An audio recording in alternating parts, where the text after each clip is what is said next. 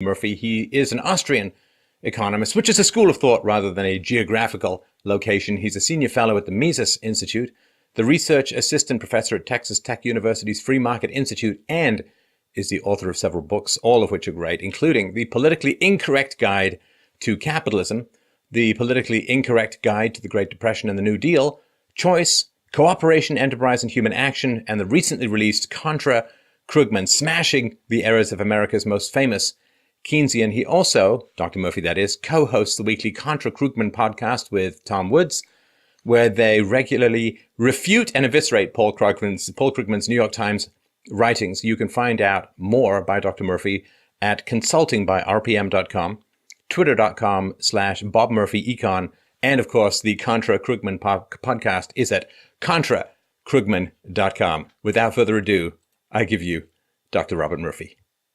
Well, thanks, Bob, for taking the time today. How you doing? Doing great, Stefan. Thanks for having me on. So, boy, there's a lot to talk about in terms of the mirage of economic recovery that's going on. And it's complicated by the fact that Trump is doing a lot of stuff right and is kind of enigmatic, as you want a good negotiator to be. You know, if he was upfront with his ideology, people could use that as leverage against him in negotiations. So where do you think things are from an Austrian perspective? And where do you think they may be heading?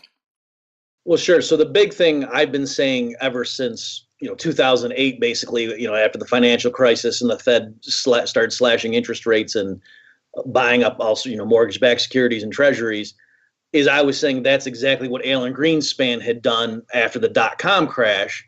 And, in the Austrian view, the business cycle is not a free market phenomenon. It's because the banking system and nowadays, central banks push the thing. They push interest rates artificially low. That causes a false, unsustainable boom. And then when they start getting nervous and they raise rates, that's what causes the bust. So I was just pointing out that what the Fed has been doing since the crisis hit is just setting us up for an even bigger crash. And now that the Fed has started raising rates, I think that, that crash is going to coming sooner rather than later. So regardless of what Trump did in office, I think, that was already baked into the cake. As far as his policies, I don't like his rhetoric for sure on trade. And then, we can talk about some of the particulars.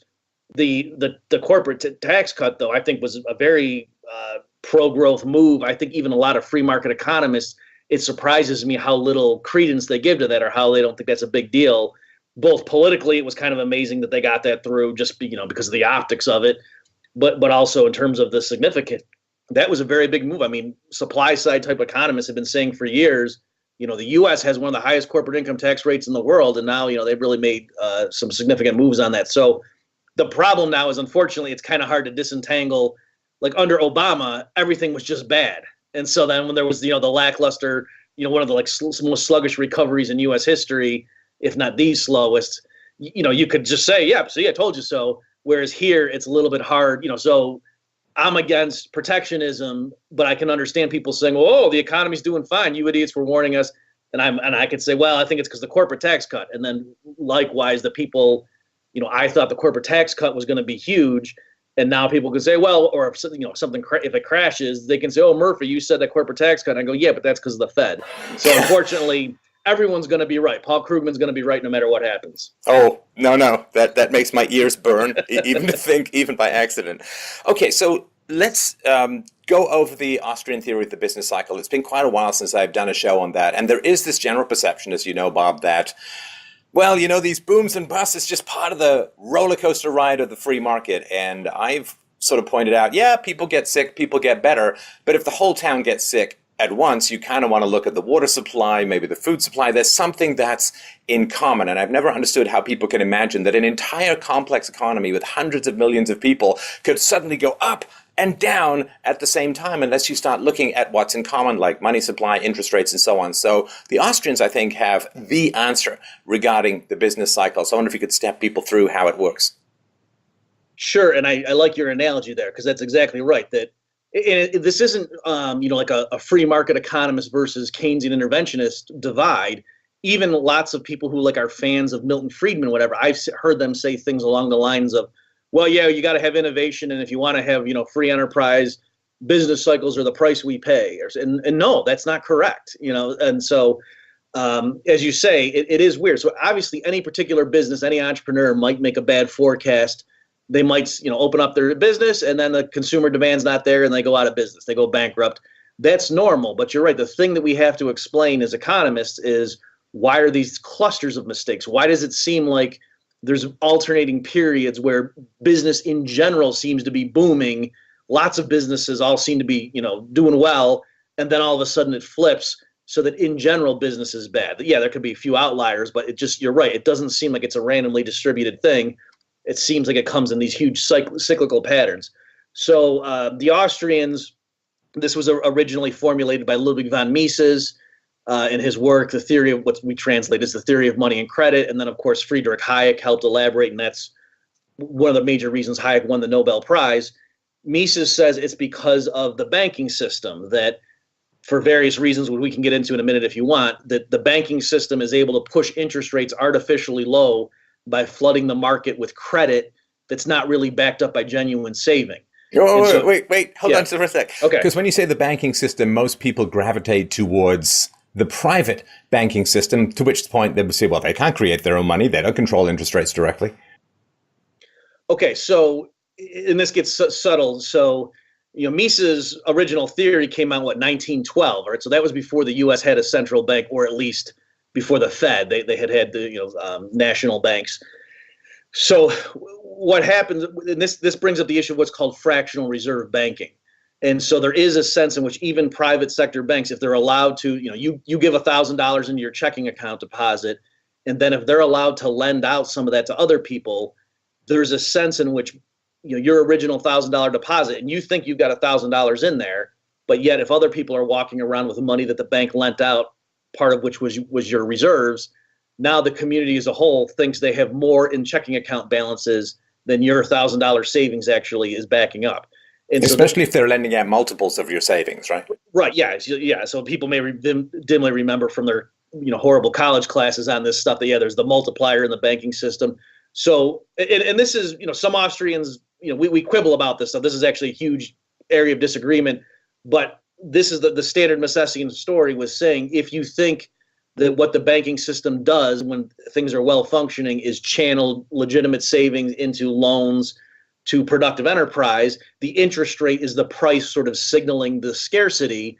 And so if the banking system in a sense is allowed to lend more than has been genuinely saved by creating money, then there's a mismatch there. Now, well, sorry, hang on. And I've gone back and forth on this as well, because to me, if you put your money in a bank and your contract with the bank is don't ever lend out more than you have in the bank. Okay, then they'll lend out a little bit based upon people's uncertain needs for liquidity in the moment. But if you go to a bank that says, we lend out 20 times the amount of money that's in your bank account, well, you're going to get potentially a huge gain. You may also get potentially a huge loss. So to me, fractional reserve banking is just a matter of risk tolerance. Is it mad money? Can you handle the loss? Do you want to have the high returns? Or do you want something more conservative? And in a free market, I think banks would offer a variety of those options. Okay, yeah. So the way, so again, this gets really nuanced. In a totally free market, you're right. I think a lot of this would just be a red herring because I think normal market mechanisms, as you say, would constrain banks, and so they wouldn't be able to engage in fractional reserve banking to the degree they are allowed to under a heavily regulated system. So that's again, and that's fine. So clearly, in modern times with central banks, I mean, think about it. Even the official rationale for why did the Federal Reserve get created? It was to be a lender of last resort, right? Because they don't, when there's a crisis, we don't want people dependent on J.P. Morgan's good graces. We want a public institution. So clearly, whatever the issue might be about how would banking work in a totally free market, clearly under the heavily regulated system with a cartel enforcement and then a central bank there willing to bail people out when they get caught with their pants down, that clearly exacerbates this notion of fractional reserve banking beyond the margin that would happen in a genuinely free market. And so, well, and most people, I think, I know that I would, maybe you would as well, Bob, but most people would want a banking executive board to lose their houses if the bank went bankrupt first. Like they would be living under a bridge in a box. They'd be living in a rusty old car. Because at the moment, of course, with this corporate shield, and people think the corporation is somehow part of the free market, other than another statist invention that allows people to hoover money out of a business enterprise without exposing their personal assets to risk of loss if the enterprise goes tits up. And so I would want that sort of protection as well. And that used to be the case in the 19th century. If a bank went bust, the first thing they do is take the houses of the bank board members. And that's kind of been removed to some degree by this corporate shield. Yeah, I agree with that entirely. In general, the move towards debt and away from equity financing is partly a phenomenon or a symptom of what we're talking about here, these artificially low interest rates. Another thing, this is just recent, I don't know if this is on your radar, but there was this financial institution called the Narrow Bank. So they go by TNB, and their business model, because right now the Federal Reserve, if commercial banks keep their money parked at the Fed gives them interest on reserves. And that is a privilege that only qualified financial institutions like banks can do. Like, you can't just go leave your money on deposit in the Fed and get this guaranteed interest payment. So this thing called the Narrow Bank, their business plan was to say, okay, we'll be a regular bank and we'll just take our customers' deposits with us and park them at the Fed, and we'll just pass along the interest. So sort of, have everyone be able to enjoy it. And imagine, you're not going to believe this. I hope you're not sitting down. You should be, because the Fed did not approve that charter. The Fed said no. And the thing is, and it can't be that profits might be flowing to regular folk. I'm sorry, we really can't have that. It's only for the elites. And the thing is, it can't be that there's some kind of riskiness involved, because this would be literally the safest thing imaginable. This would be 100% reserve banking, where you put your money with. In other words, they weren't going to do anything else. This was going to be an entity that solely took customer deposits, parked them at the Fed, and just flowed through the interest. That's the only thing on their books. So your money would be absolutely safe, and unless the Fed just decided to dissolve itself, and yet the Fed wouldn't approve that. So you would think, gee, in this environment of wanting financial stability and wanting to have capital requirements, and we don't want another too big to fail, having this option of everyone enjoying these. Nope. So obviously, can you imagine? I mean, to look in the mirror and say, I'm a business genius because I can borrow money from the Fed at a 2.25%. I can park it in another account, get 3%. Woohoo! I'm a business genius. It's like, that's not even simple math. Yeah, so it's, and again, obviously, you and I know that the real reason is because right now the subsidies they're giving, I mean, in case people don't realize this, I mean, the Fed right now is giving many tens of billions of dollars just in interest payments per year to the commercial banking system. That's new. That's something that was instituted in October of 2008, right after the crisis. They had their rationale and their jargon for why they were doing it, but the point is, they're literally giving tens of billions of dollars a year right now to the commercial banks, just an explicit payment saying, hey, don't lend your money out to customers. Keep it parked with us.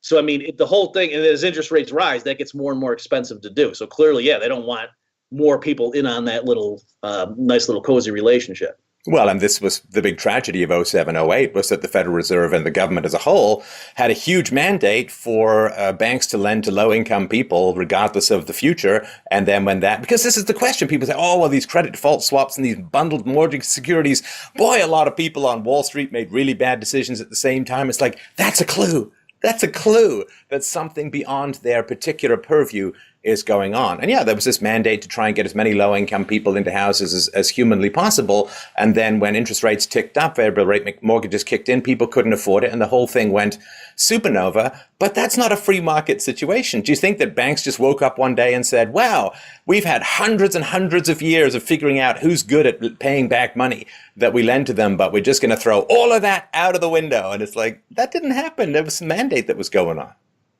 Right, and there's a documentary coming out to Tom Woods was involved with by this guy Jimmy Morrison I think it's called The Bubble. He might be breaking up into two parts now, and I've seen a preview of this recently. He interviewed me and Peter Schiff and guys like that, but he's got great quotes in the beginning, like from people like George W. Bush and Barney Frank and others in the early 2000s, patting themselves on the back. I think Obama might be involved too, but I'm not sure about that.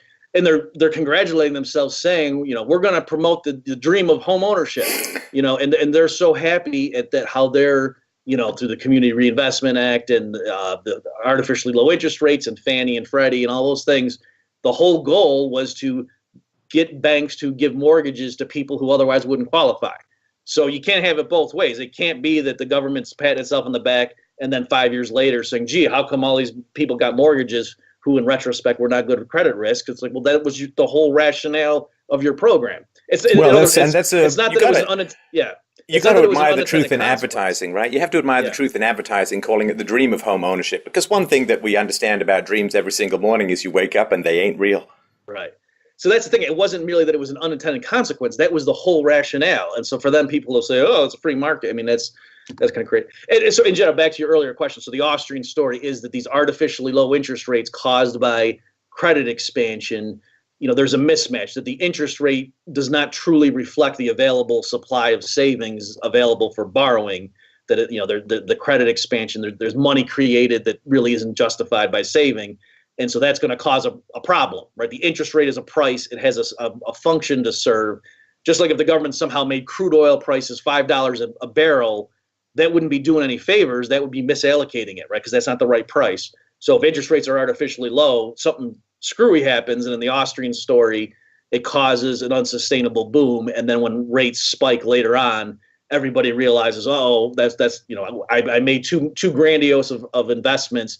And a lot of entrepreneurs at the same time are trying to scale back. And so that's what we perceive as a recession.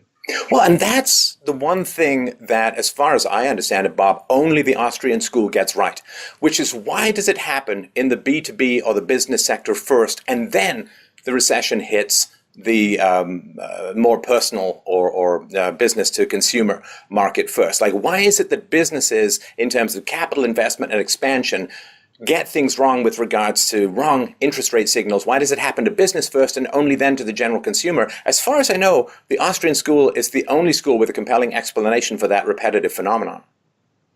Yeah, I agree. And just for, in case your listeners don't know, that this is, even though the Austrians do, especially Mises and Rothbard, they're very skeptical of empirical studies. Like, they're more in terms of a priori theorizing. Still, don't misunderstand. In terms of just empirical, like, what would the signature or the pattern in the data look like? It lines up with the Austrian story. Like, some of my favorite essays going against Paul Krugman were when he was saying after the 2008 crisis, well, gee, if this was a story about a housing boom and bust and reallocation, we would see this. And so I would go and look at the data and say, yeah, that is what we see. Your story about it's just people are afraid to spend, you would think retail would fall off a cliff and then it would percolate back. But no, it's, as you say, Stefan, it's the other way around. It's like capital good investments, those industries take a huge hit, in retail and service sector kind of just takes a smaller hit. So the story lines up very well with the Austrian approach, whereas if it's just hey, people are afraid to spend, and so the economy kind of shrinks, that doesn't line up with the particular sectoral adjustments that we see. Well, yes. So, I mean, just, of course, everybody knows this, but interest rates being the price of money and are subject to the same supply and demand, at least in a free market, as any other good or service. So if you have a whole bunch of money that people are saving, then the banks have a lot to lend out. And to incentivize, they have to lower the price of interest, right? Because they have an excess of supply of capital. So they have to lower the price of interest. So when interest rates are low, that means there's a lot of deferred spending going on. So businesses want to use that time to ramp up for additional production because they know that people are going to start spending sooner or later. But if interest rates are artificially low, if they're kept artificially low and it doesn't represent an accumulation of savings or deferred spending, then the businesses start building for an expansion that never comes. And that's why it hits the business sector first and then flows back into the personal sector. Right, that's exactly right. So especially for your listeners who understand like how you would reckon like the present value of a flow of cash flow stream, that the higher the discount rate you use, the higher the interest rate, that means future dollars aren't worth as much today. Okay, and so yes, the interest rate, if you're an entrepreneur and you're like, okay, we're thinking about building an apartment complex, it's going to have like a 30-40 year horizon in terms of us planning. We're going to spend $10 million, this year building the thing. And then over the next 40 years, what kind of rental return do we think we can get? The interest rate is a huge component in your decision whether to go forward with that or not. Whereas if you're just going to put up a hot dog stand for the next 3 weeks, the interest rate's not really a big deal. So yes, in a simple sort of Keynesian macro model, the interest rate at best is just something that like a brake or a gas pedal on total spending. Whereas in a more sophisticated framework where you have long-term projects versus short-term, the interest rate, a low interest rate doesn't just stimulate investment, it particularly stimulates long-term projects. And so in the Austrian story, that's why an artificially low interest rate, it sets in motion long-term projects. And so that's why you can get entrepreneurs, they might start something and then when the economy flips, now all of a sudden they've got a half-finished project. and they have to decide, do we continue? Do we just lay people off? So in a more simplistic Keynesian story where it's just there's aggregate demand and that's it, you can't even get those nuances. It doesn't even make sense to say stuff went into long-term projects. So when we're trying to explain like the housing bubble, I mean, housing and real estate in general, those are very long-term projects. And that's why an artificially low interest rate would stimulate them in particular. Right. And it's often struck me, Bob, if you can imagine some basketball game occurring and there's some guy on the sidelines who's got a gravity dial, and like they crank the gravity up to triple and then they move it down to like 1/6 of Earth's gravity like moon. And can you imagine trying to play that game, trying to do your shots, trying to pass, not knowing what the gravity was going to be over the next 5 minutes or the next 30 seconds or the next 3 seconds. You get dialing it up and down, you got people falling over the place. It would be kind of a weird comedy, but that's kind of what it's like being an entrepreneur with a central bank and a politically driven set of interest rates and a politically driven set of money creation policies. You really don't know what's coming down the road, and you're trying to play this game, but man, half the time the basketball goes up your nose, half the time you pass it, the gravity dials down, it sails way over, the other half of the time it lands on your toes. It's really tough to plan with people monkeying with foundational economic signals like this.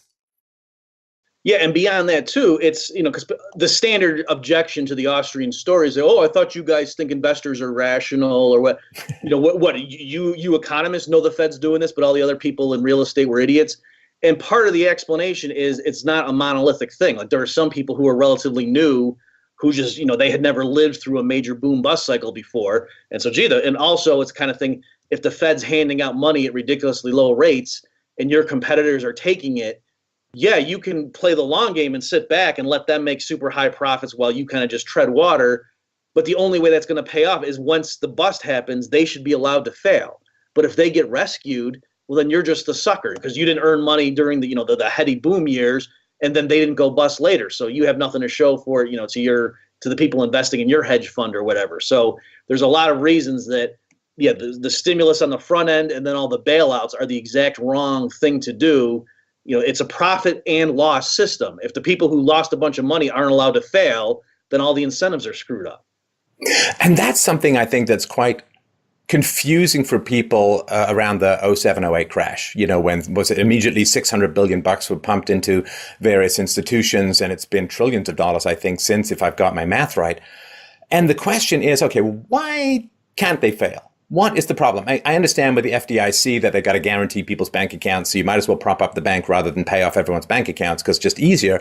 But a lot of these institutions that were failing were investment places that didn't have FDIC guarantees. I mean, it's hard to guess what happened with Paulson and Bush and then Paulson and Obama, where it's like, hey, nice economy you got here. Be a real shame if something happened to it. What do you think the story was about what was going to happen without the bailout? I mean, we all know that it would have been a crater, but then there would have been new growth that would have been sustainable. What do you think was told to people that got the wallet books open to that degree? Sure. So yes, in September and early October going into the TARP, but remember, Congress originally voted against TARP, because their constituents were against. I don't remember the numbers were, but the phone calls were heavily against it. People were like, "No, you're not bailing me out. I'm underwater on my mortgage. Where's my check? Where's my bailout? Forget that." And they voted no. And then I don't know what was said behind closed doors, but then all of a sudden they held another vote and it squeaked through. And so Paulson. The story is he literally got down on one knee and was begging Pelosi, saying, we need this. So they were telling people that your ATM's not going to work next week if we don't approve of this thing. And they were like with the AIG bailout. So the Fed came in, I think it was an $85 billion infusion into AIG, of course, is the big insurance company. And so people were led to believe my life insurance policy is not going to be funded. And that was completely a lie. That AIG, it was like its parent company that was doing these, credit default swaps that was in trouble. The money backing up, individual life insurance policies, that was in segregated accounts, regulated at the state level. Obviously, not that I'm a huge fan of state regulation, but the point is, that money was segregated. The AIG parent, if they had just been allowed to fail, everybody's life insurance policy would have been fine. And the same thing too, in general. I mean, when a regular corporation goes bankrupt, it's not the end of the world. You figure out, okay, what are the net assets? And then there's bankruptcy court, and they pay off the creditors in terms of where they stand in the queue, and if there's anything left over, and the shareholders take the hit, and the workers get laid off, but they get reabsorbed elsewhere by companies that have a better business model that are meeting the needs of consumers. So yeah, it would have been bad, but the point is we didn't avoid that crisis. All they did was kick the can down the road. So we're still going to have that day of reckoning. It's just going to be much bigger now. So there's that element as well. But yeah, the idea that the whole financial system was going to just implode if they didn't come in and bail people out, that's crazy. The last thing I'll say is, if they had wanted, they were saying, oh, well, the mortgage market, and hey, we have to bail out Wall Street to save Main Street. That was one of the slogans.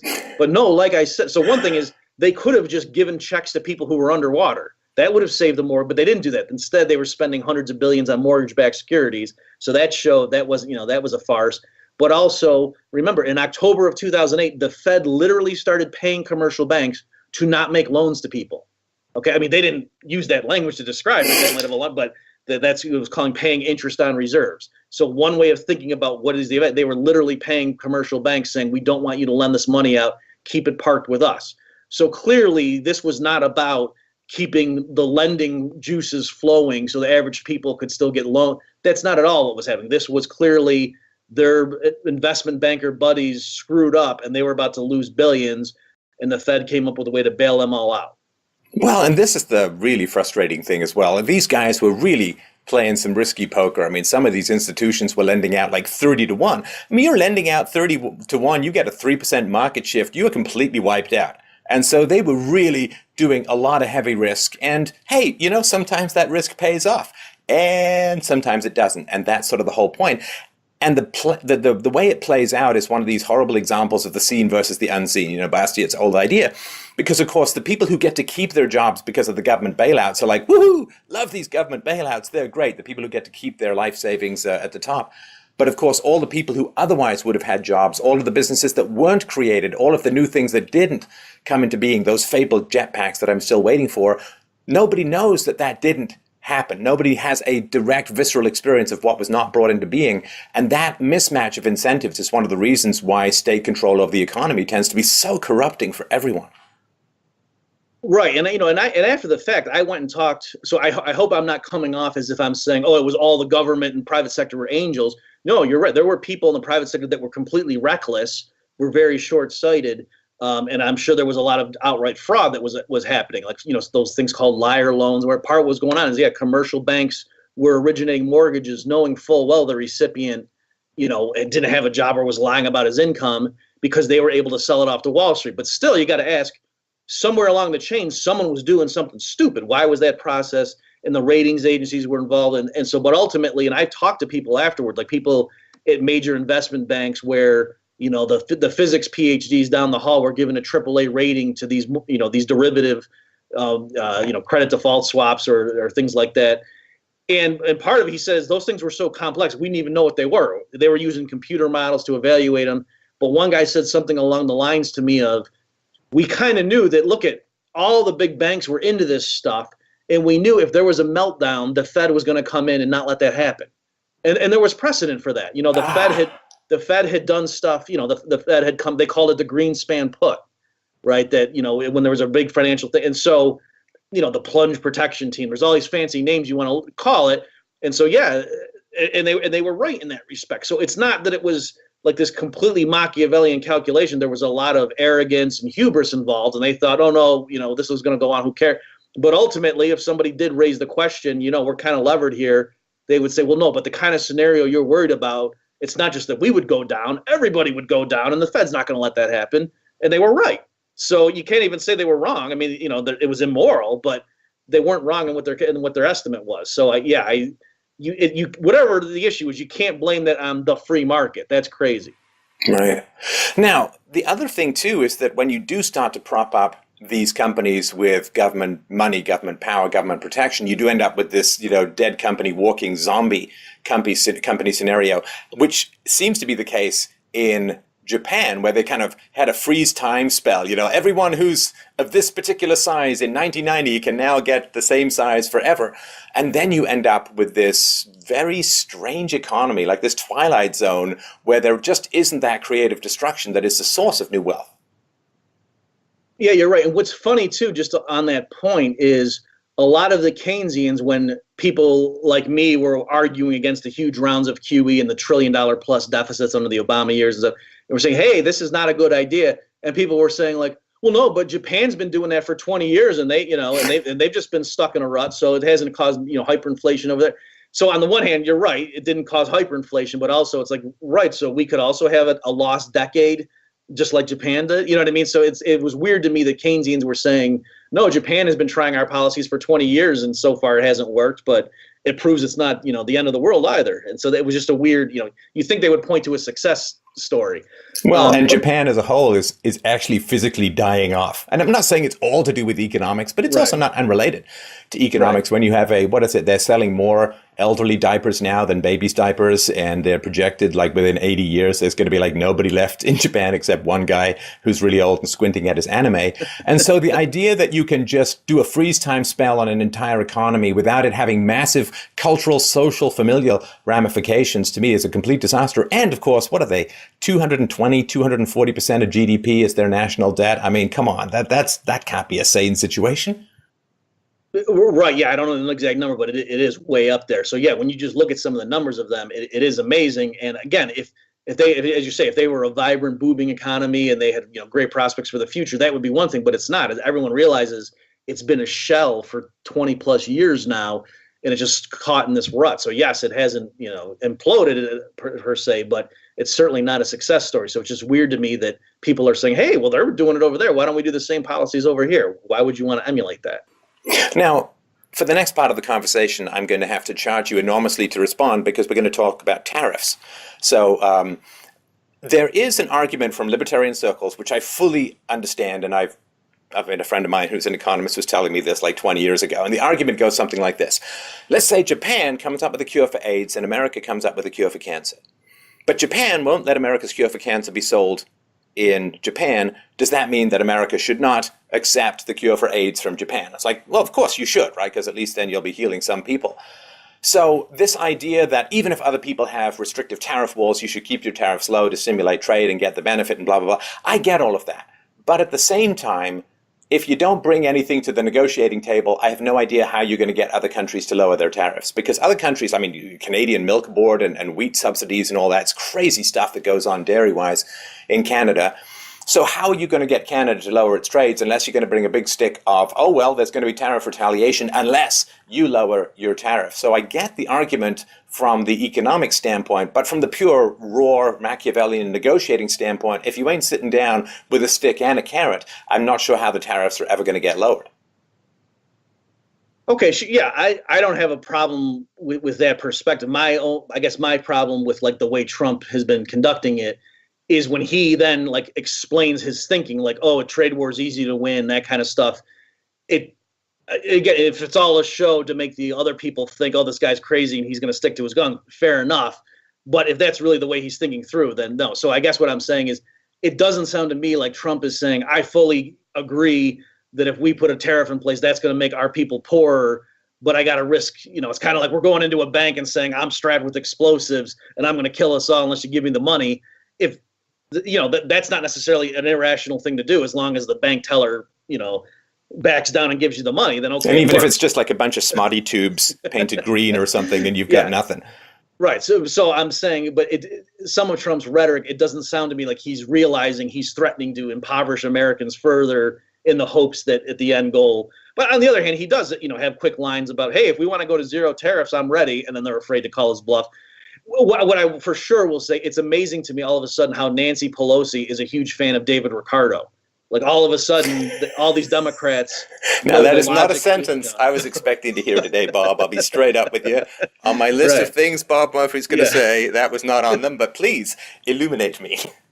Right, because in other words, once Trump was, arguing against free trade as this panacea, all of a sudden these Democrats are, every economist knows, blah, blah, blah, blah. Whereas, when, if it was Republican or even when it was Obama, this, the most progressive left-wing Democrats were certainly against trade deals because, the effect on the environment or it's going to hurt manufacturing. So they were saying very Trumpian things back then, but now since it's Donald Trump, now all of a sudden they're just hiding behind textbook economics.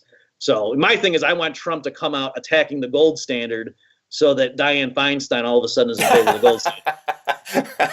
She becomes a rather ancient gold bug, wizened Right. and blue Hard, eye lined. hard money Diane. Yeah. That's right. So, with regards to where the American economy is right now, I mean, it's been a franken economy for quite some time, with the vital parts of the free market keeping alive the remnants of the status system. I mean, it's always struck me, like the Atlas Shrugged argument that there was this.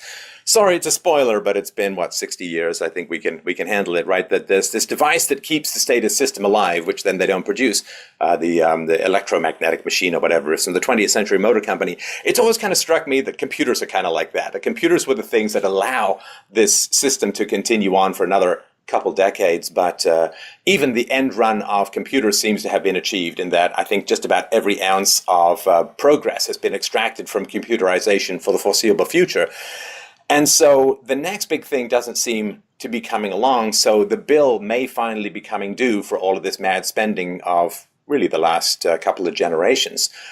Now, Trump, I think, is coming in, and with the tax cuts and so on, I think what he's trying to do is shift people from relying on government money to paying taxes. Because if you're receiving government money, you don't really care about taxes because you ain't paying any. In fact, you might want taxes to be higher because then there's more of a pool for you to get paid from. But once you shift from receiving government benefits to paying taxes, you have an investment into lower taxes. You don't mind welfare being cut because it's costing you rather than benefiting you. And that shift of trying to get people off government dependence and into the workforce may be part of what's going on, because it seems almost impossible to cut government spending directly. You can only hope to shift the demographics. Yeah, I agree with that. And there was, we have like empirical evidence that during the recovery from the recession, when they stopped extending unemployment benefits, all of a sudden those people found jobs. It wasn't 100%, but I mean, it's not a cliche, or it's not too simplistic to say unemployment benefits, you're literally paying people to not find work.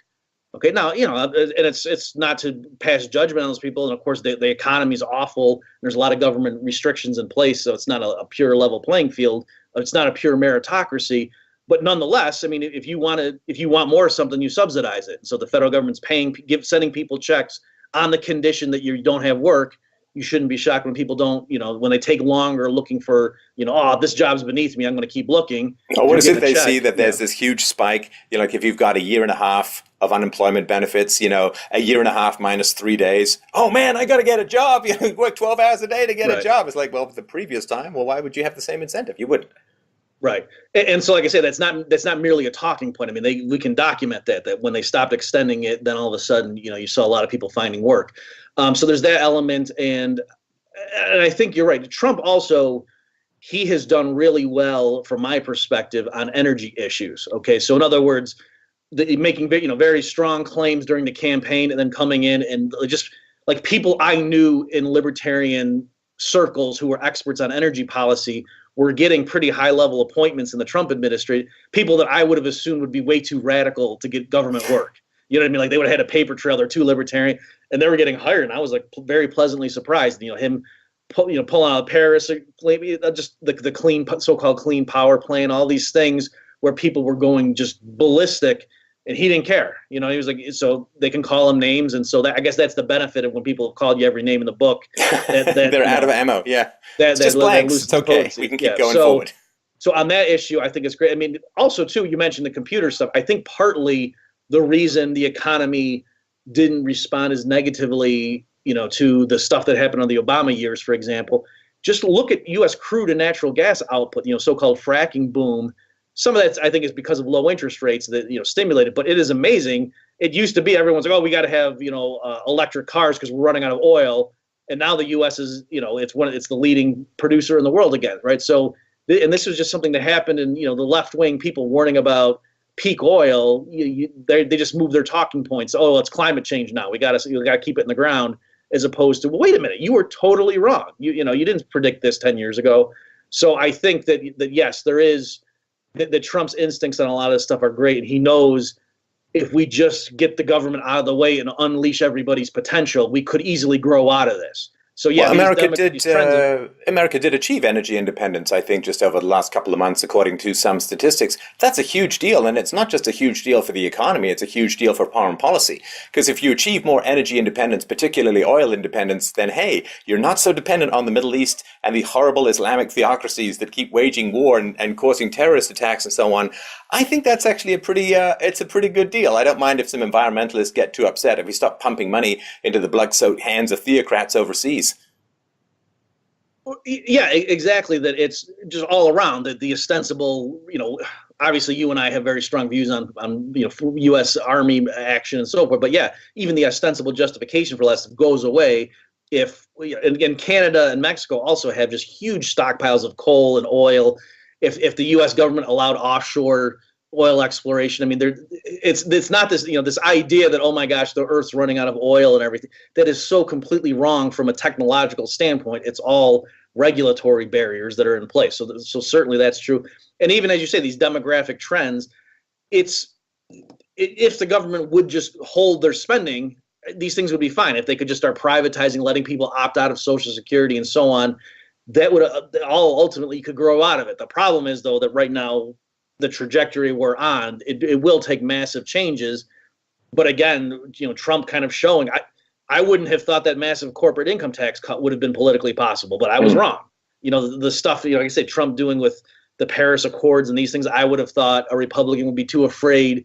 He would just want to actually tweak things. And, so it's showing a lot of things are possible that would not have been possible politically in the last cycle. So certainly these problems are solvable, but yeah, it will take a pretty radical shift in current policy.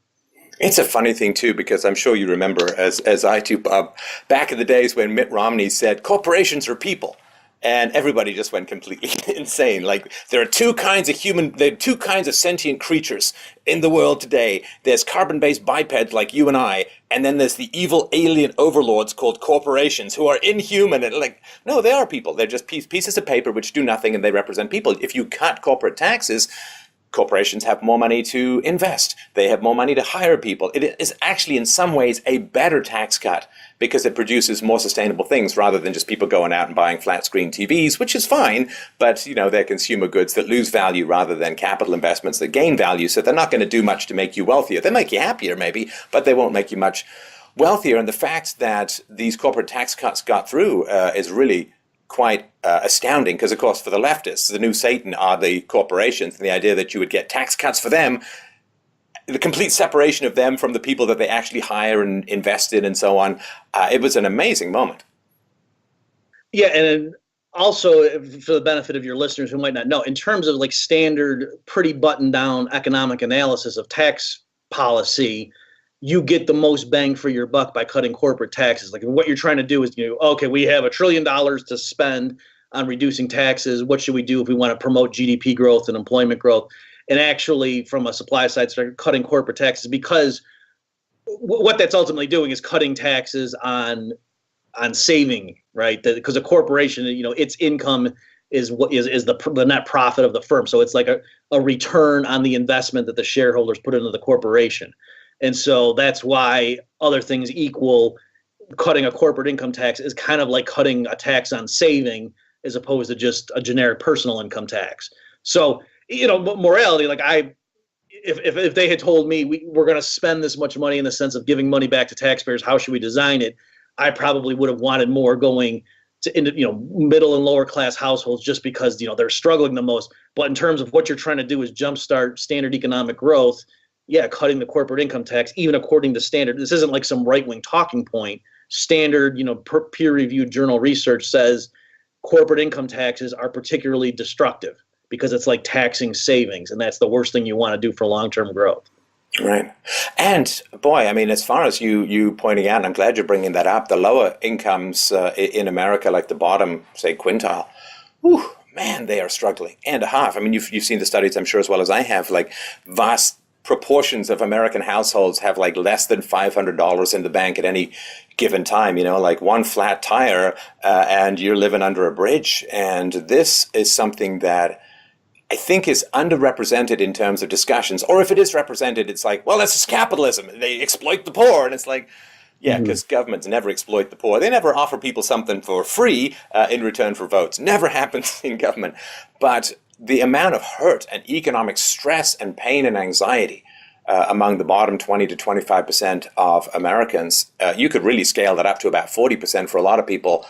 It is really a lot of pain out there. And I think the inability of, say, the Hillary campaign to recognize that, and the fact that Trump did get it, I think was hugely instrumental in 2016.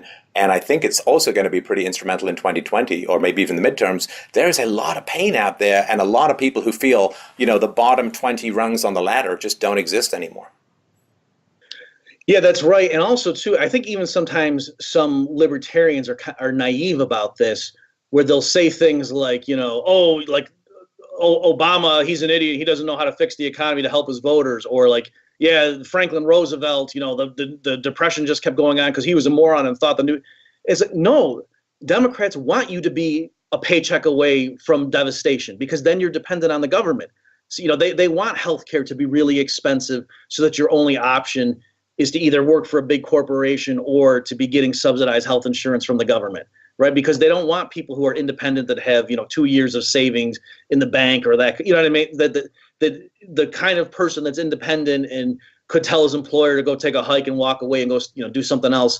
That person's very independent. They can speak their mind. Whereas somebody who knows, if I got to keep my head down, even like in terms of the culture wars and stuff. Somebody right now who's working for a Fortune 500 company and might have a strong opinion on the Kavanaugh hearings, he's not going to say anything around the water cooler, because he knows if I lose this job, then my health insurance is gone, and my maybe my kid's getting treatment for something. So the whole system right now, everybody is just very dependent on the crumbs that the powerful people throw at them. And as you say, even though that's the caricature of capitalism, that's actually not the result of true laissez-faire market economies. That's this highly interventionist state system of state cronyism.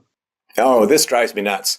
Is all the people who want to wave the magic wands of other people's money rather than actually go in and solve a problem themselves. Like, if you want the poor to get health care, go study, be a doctor, and then find a way to provide it at a cut rate. If you want people to be better educated, put together educational videos and put them out on YouTube. If I really, really dislike this. Well, I want the world to be a better place, so I'm going to whine at the government until corrupt people take other people's money at gunpoint and pretend to solve the problem while actually making people enslaved on the bloody barrels of state power. I just really prefer it when people I wanted the world to be more philosophical, so I'm going to whine for the government for massive subsidies for philosophy departments. No, you just go out and make philosophical videos and write philosophical books and try to engage people in philosophy. This passivity and literally passing the bloodstained buck to the government has really frustrated me, because if you really want to solve a problem, don't you want to wake up, roll up your sleeves, and get to work solving it yourself? Yeah, exactly. And this really struck me with the debate over the Affordable Care Act, and then later when the Republicans were tweaking it. And so, I mean, how many people just on Twitter or whatever were just stating matter-of-factly or like when Rand Paul got attacked, a lot of people were saying, well, I don't have sympathy for him because he was trying to take away my health care. Stuff like that. And it was just insane. Or I think it was when McCain changed his vote anyway, but when he was getting treatment, people were, and it wasn't clear how he was going to vote yet on the Affordable Care Act, the changes to it. And people were saying things like, oh, it's fine for him to get health care, but doesn't want to give it to other people. And I was like, well, John McCain drives a car. Does that mean the government needs to give everyone a car, or else he's a hypocrite? You know what I mean? The logic was so crazy. They just, as you say, just take it for granted that, well, no, if I want something, then I'm just going to put a tweet out and that will show I'm a good person. As if my tweeting has something to do with, well, somebody has to go to medical school and then go and actually work. And where are you going to come with the resources to pay for that? You setting out a tweet doesn't magically, make someone come out of medical school knowing how to help people. Well, and the idea, and this is really foundational to, I think, what we're talking about. For most people, the economic illiteracy is so high and so rampant that they simply don't ever think that the high cost of something is due to government restriction of supply, because government restriction of supply can occur through so many different ways, through requiring licenses to open a hospital, through requiring licenses to practice medicine, through having crazy insurance policies that raise deductibles and raise the price of malpractice insurance. I mean, restrictions on drug production and the FDA and so on. Why is healthcare so expensive? Well, because the government has restricted its supply. And you just compare this to the computer industry. It's an old way of doing it, but I think still quite effective. The government doesn't do much to regulate the computer industry, and it gets cheaper and faster all the time. The government, half of every dollar spent on healthcare is spent by the federal government. They have unbelievable layers of control and bureaucracy even before Obamacare, to the point where some doctors are spending as much time doing paperwork as they are seeing patients. And of course, with that kind of restriction in supply, you're going to end up with prices going up, because it's not like a very elastic demand. You get sick, you need to go see a doctor for the most part. There's a little bit of elastic demand at the outset, but it's pretty fixed in the middle. But people don't sit there and think, oh, well, if we just reduce these barriers, remove these barriers, the price of healthcare will drop. And that's because there's a huge constituent of people who want to expand government power, but there's also a huge constituent of people who are benefiting from the restrictions into the marketplace, and therefore want those restrictions to either maintain themselves or increase. Like if you're some doctor and you went through like this 8-year program, and then you did your 40 hours a day, some ridiculous like number that they work, and then you finally get your license and you've got all this debt, and suddenly the government says, oh, we're cutting all these restrictions so that people can compete with you. It's like you would raise high bloody holy hell, and I wouldn't blame you, but economically It's very destructive.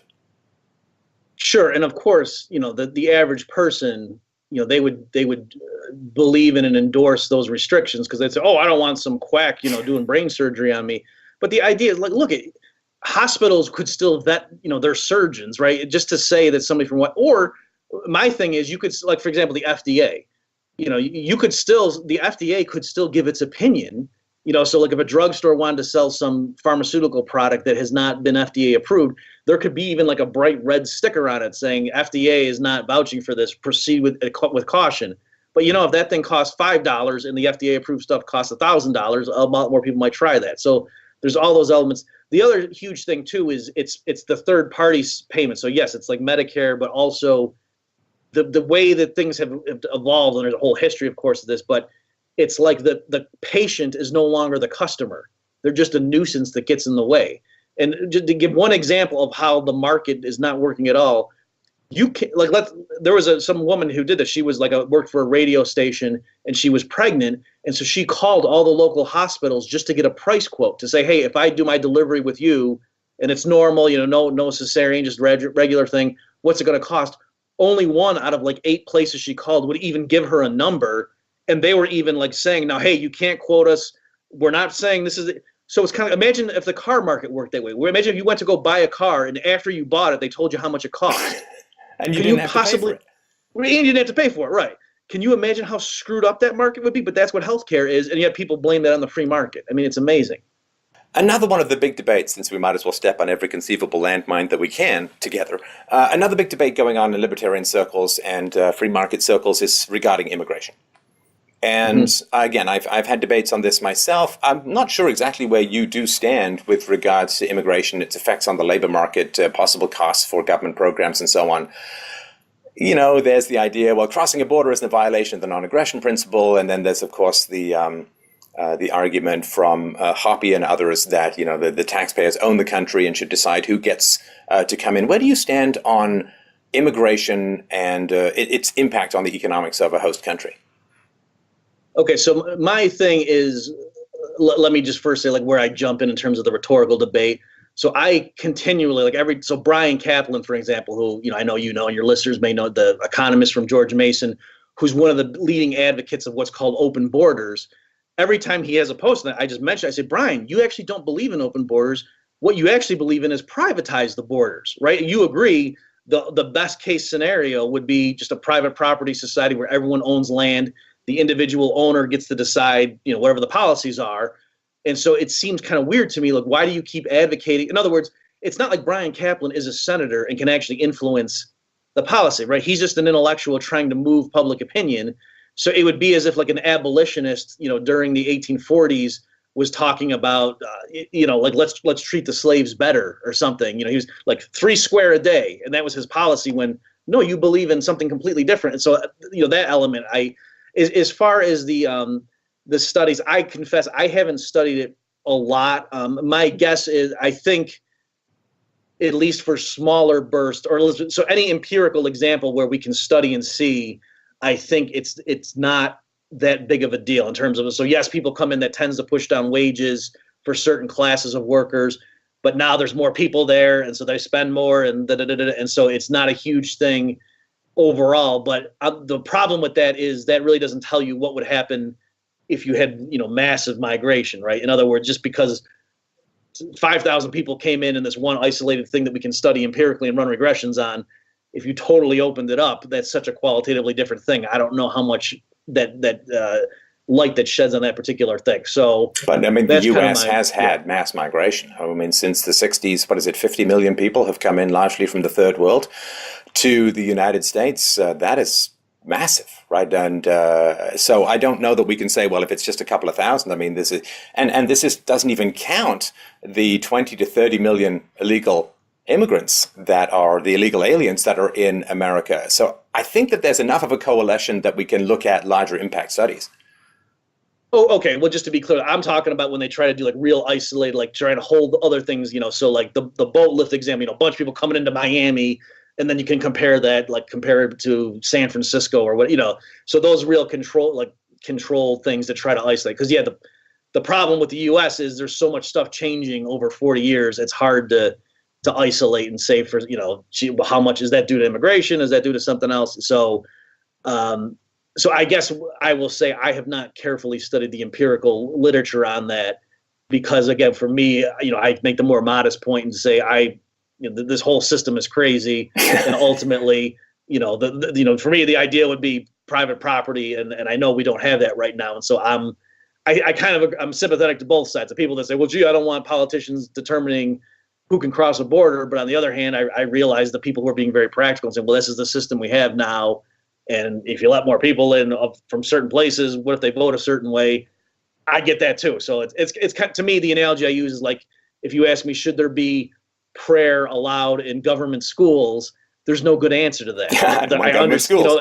And it's sad to think that's what I'm saying. Yeah, because it's sad to think that Americans who desperately want a wall and Europeans and Canadians desperately want reductions in immigration. And a lot of that has to do with the fact that the immigrants from the third world overwhelmingly vote for the left. Immigrants from Mexico that means collectivist cultures. It's a whole backdrop. It's a whole, a lot of the free market books are only available in English. It's little things like that. And it's so sad to me, Bob, that the American public so desperately want a wall that they'll vote in a guy with no experience, who seems to have banged everything with half a pulse in a 20-foot radius for the past 30 years. Rather than just saying, well, we want a wall, so let's all get together. We're going to buy up some land. We're going to build a wall. They've got to go and beg on knees like supplicants to hope that some guy is going to convince his party to release the funds to get it done. And that is so disempowering. It's kind of horrible. So let's talk a little bit about the possible mirage of the economic recovery. Is it a dead cat bounce? Is it the last twitch before the expiration? Is it like when they can't revive the patient, but they put the electrodes on the side of the chest, like that's, hey, there's a lot of movement. It's like, yeah, but it's about to stop. And that is, of course, the big concern among people who are interested in the free market and kind of understand it, that the numbers can be kind of jigged, and the unfunded liabilities, the debts, the regulatory burden is so intense and so high that recovery has become functionally impossible, or at least a kind of recovery that doesn't involve a lot of suffering. Right. And so here, just a lot of the things that, I've been following politics since I was a teenager, and it was always this long, like, for example, the unfunded liabilities. Say, at some point, Social Security is going to flip to be cash flow negative, and then they're going to burn through the trust fund. And that was always something that was like 30 years away. And it's like, we really need to reform this. And now we're already there. Like, so Social Security has been losing money in terms of incoming payroll contributions have been less than the outgoing benefit payments for several years at this point. And, even if you segregate in terms of the accounting and count the Social Security Trust Fund, pretty soon they're going to be selling off those funds to the rest of the government. So, that stuff is already upon us. What used to be this looming thing that we're going to have to deal with that at some point is already right here. There's a recent New York Times article just projecting CBO saying within a decade, the interest on the federal debt will be over $900 billion. Just the annual, how much they spend every year just to service the debt is going to be over $900 billion. So these kind of things, I mean, it's not crazy conspiracy fear mongering to say like the Treasury may have to default. That might be the best thing to do over the next 10 years. So, this is just crazy if interest rates keep rising. So I think what happened is during the Obama years, as the Fed pushed interest rates down to zero, it sort of masked the pain that there were 4 years in a row when the Obama administration had $1 trillion plus deficits. But yet that didn't do what it normally would, because the Fed at the same time was monetizing the debt, and things were low. So the analogy I use is like, if you run up your credit card debt, but you keep getting 0% APR offers in the mail, it doesn't, the irresponsibility of what you've done doesn't hit you right away. It's only when those offers stop and then all of a sudden the rates reset and you realize, do I want to pay this off or just walk away and kill my credit? Well, and I just want to point out, some people really get mad at Obama for that, and certainly he was king spendy, but a lot of this stuff was just snowballing beyond his control. All of the mandatory spending that the president has very little. It's all just, it's all just accumulating all of these obligations and so on. So he certainly had something to do with it, but I don't like when people blame individuals for the momentum of a system as a whole. Yeah, I'm fine with it. And certainly, like the George W. Bush administration, like Medicare Part D, completely indefensible. And you couldn't even blame, the Democrats control Congress. No. So, I mean, me growing up, the story was always, well, those rascally Democrats are forcing us to spend more. Ronald Reagan's a great guy. He hates spend. And so, in my lifetime, then under the George W. Bush administration, that last excuse went away. So you're right. I don't want to make it sound like I'm blaming Obama.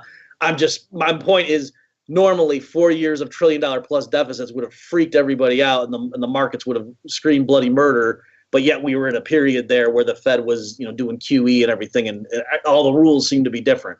So I think that's why that didn't send off the alarm bells it normally would have. So to answer your question, like the stock market increase, that happened while the Fed was buying bonds, and nothing in terms of normal economics was going right at that period. The Obama administration was threatening a carbon tax, Affordable Care Act, whatever you think of it, certainly was not a pro-growth.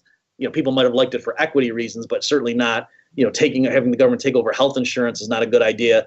All these things they were putting in place were not things you would have thought would stimulate profitability. And so yet when you see that, something's got to be screwy. So I think the recovery, tepid as it has been, was fueled by the Fed.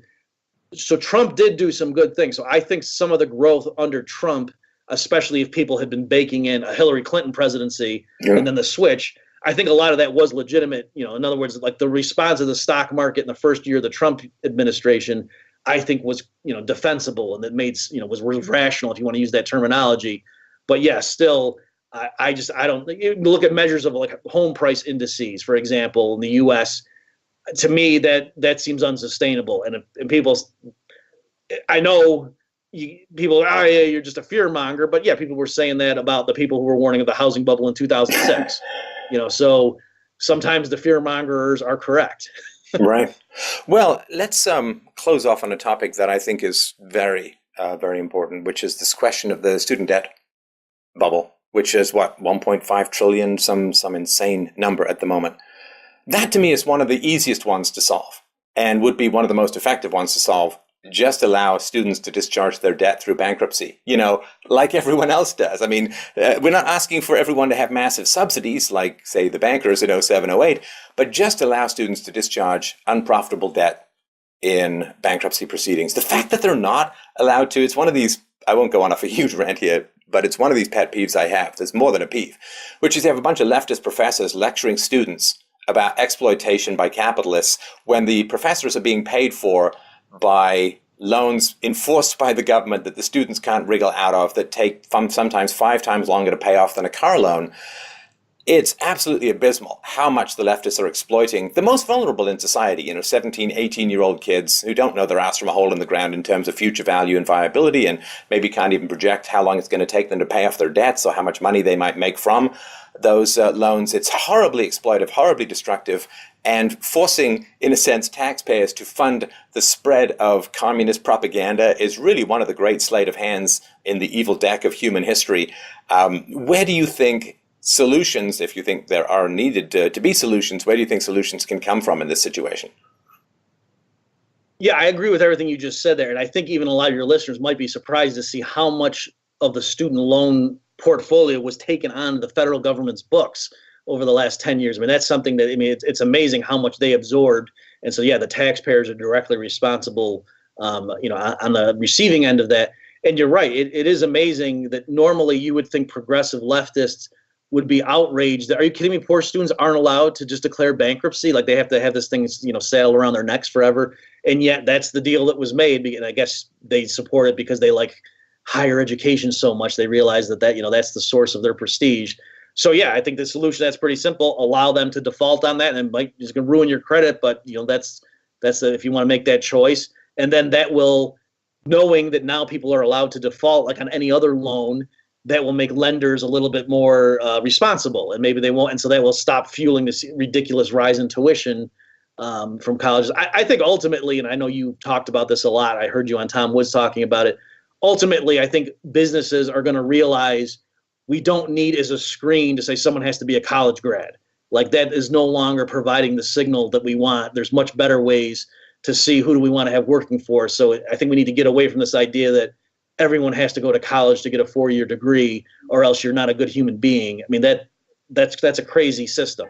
Well, and if employers can find some other system, it's hugely economically efficient, because then you don't have to pay not only for the direct cost of the education, but for the cost of deferred income that the person has endured for close to half a decade. So you can end up with much cheaper employees who aren't depressed, who don't feel enslaved, who can actually talk back to you because they don't feel overburdened by debt and can't afford to get fired, which is good. You want that kind of 360 feedback as a manager, and you can reduce the price of your products because you're paying your workers less. I mean, it's such a powerful thing that I can't imagine it's going to take long for employers to figure out that there's many better ways to figure out how to get smart employees. I mean, if you want programmers, just show me the iOS app that you've built. If you want people to work in media, show me your podcast channel. I mean, there's so many different ways to do it that are much more practical.